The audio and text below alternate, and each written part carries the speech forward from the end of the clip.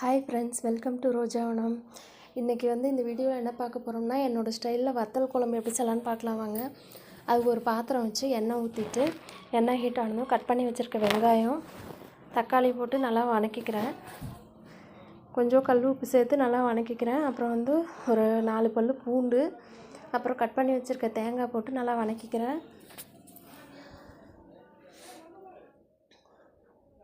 வதக்கிட்டு குழம்பு மிளகாய் தூள் 1 ஸ்பூனு, அப்புறம் வீட்டில் அரைச்ச சாம்பார் பொடி 1 ஸ்பூன் போட்டு நல்லா வதக்கி ஆற வச்சு எடுத்துக்கிறேன்.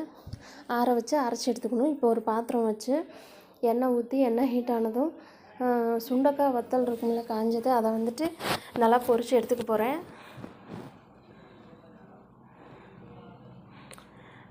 இந்த குழம்பு ரொம்பவே நல்லது.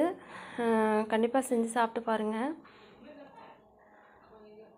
பச்சை சுண்டைக்காய் கொஞ்சம் கசப்பாக இருக்கும், அப்படியே பச்சையாக செய்யும்போது. அதுக்கு இப்படி செஞ்சு பாருங்கள், சூப்பராக இருக்கும். ரொம்பவே ஈஸியானது தான் இந்த குழம்பு வைக்கிறது. பாருங்கள், பொரிச்சு எடுத்துட்டேன். இப்போது பாத்திரம் வச்சு எண்ணெய் ஊற்றி எண்ணெய் ஹீட் ஆனதும் வெந்தயம், கட் பண்ணி வச்சுருக்க வெங்காயம், கருவேப்பிலை தழை, 4 பல் பூண்டு எல்லாம் போட்டு வதக்கிக்கிறேன். கொஞ்சம் மஞ்சள் தூள் சேர்த்திக்கிறேன். உங்களுக்கு வேணும்னா நல்லெண்ணெய் சேர்த்திக்கோங்க, இல்லைன்னா சமையல் ஆயிலே ஊற்றிக்கோங்க. இப்போது அரைச்சி வச்சுருக்கிற பேஸ்ட்டை அதில் ஊற்றி நல்லா பச்சை வாசம் போகிற அளவுக்கு நல்லா கொதிக்க வச்சு எடுத்துக்கிறேன். உங்களுக்கு வேணும்னா புளி ஊற்றிக்கோங்க. நான் புளி ஊற்றலை, தக்காளியே அதிகமாக போட்டிருக்கனால. பாருங்கள், குழம்பு நல்லா கொதிச்சிட்ருக்குது.